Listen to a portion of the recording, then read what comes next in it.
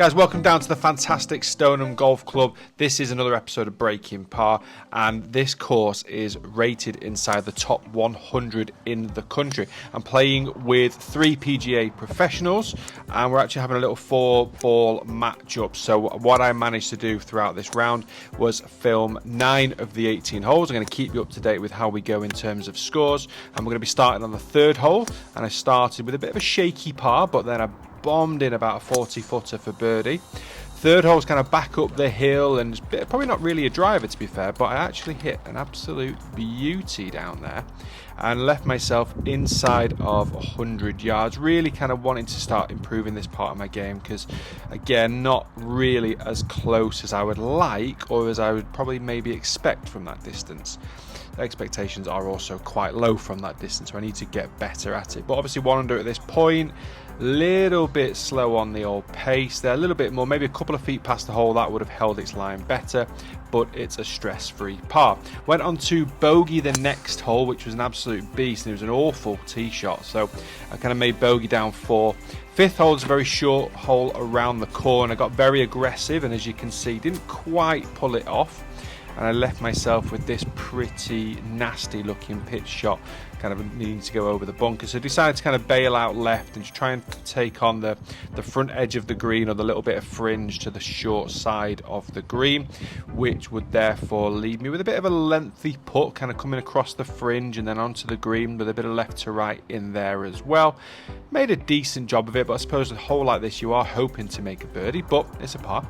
Par 5 next. The guys on the tee did say there's a bunker in the middle of the fairway. You've got to really slot it round to the right. Hit an absolute beauty, but not listening to the advice. We are in the bunker in the middle of the fairway, which is not ideal.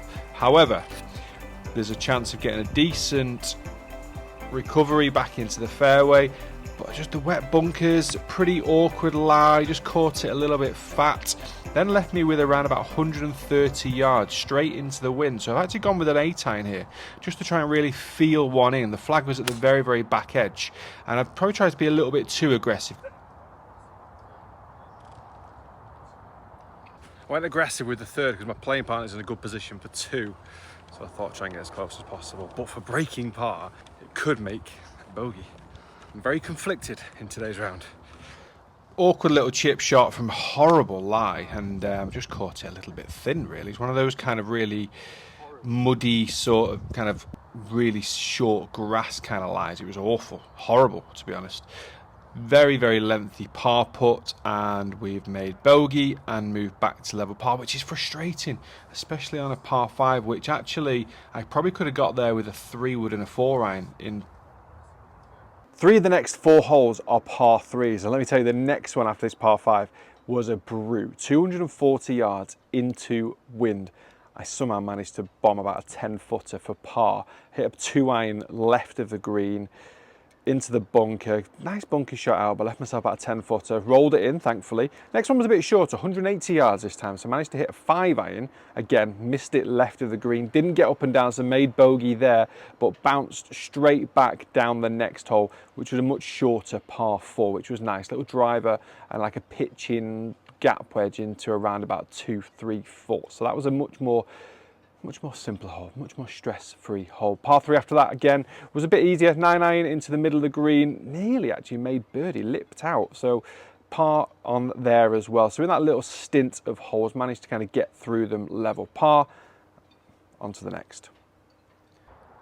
11th tee shot, we've hit an absolute beauty down there. Little fader off that left side. I've got that fade going now. I've got a real confident feel where I can just hit it as hard as I want down the left, and it will always fade back. This was an absolute beauty from 100 yards. Used a gap wedge, it was straight into wind. Not quite hitting it hard enough, just kind of spun back as well off the green onto the fringe.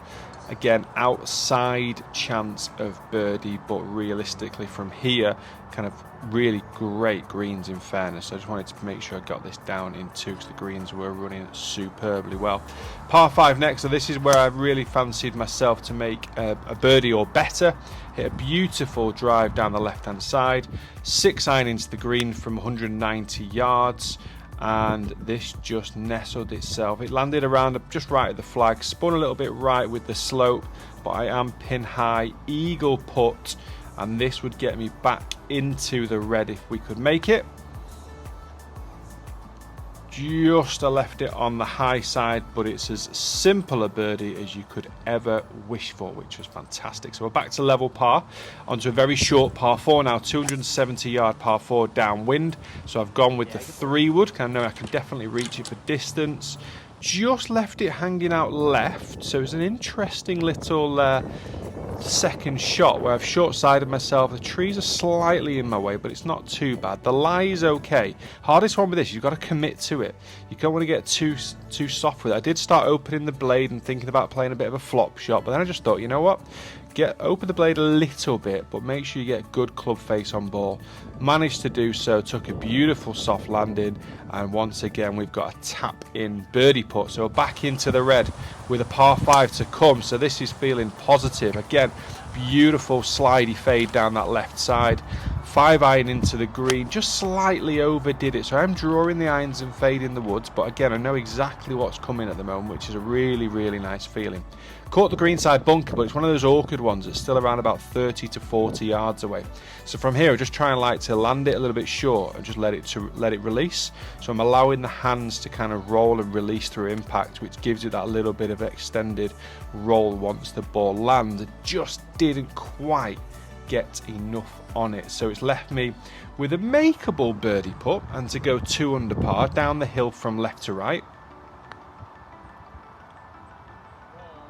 Left it in the jaws. That is painful. When you leave a downhill putt short, that is a really painful one, especially when I could have got to 2 under.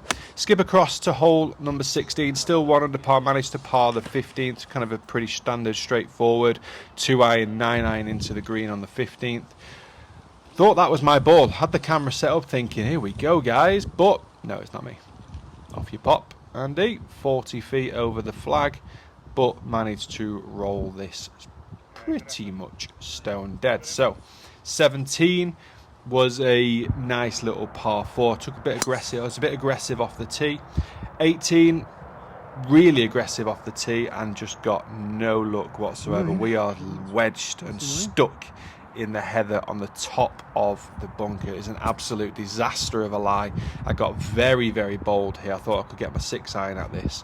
I just wanted to advance it anywhere, like 100 yards would have been enough, and really just chose the wrong club, because now I've made myself look very silly. The lie was better this time, so I've kept with the 6-iron just to try and punt it down there.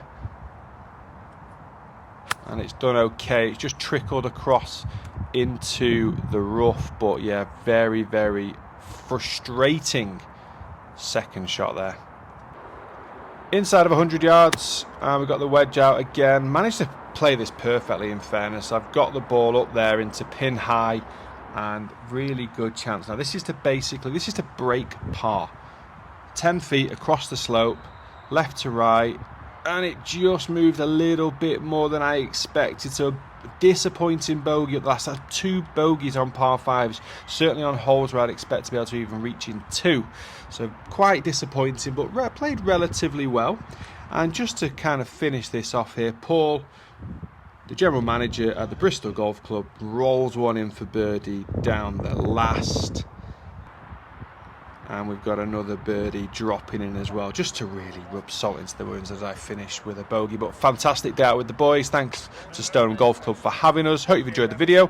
Hit the like, hit the subscribe, and I'll see you next week.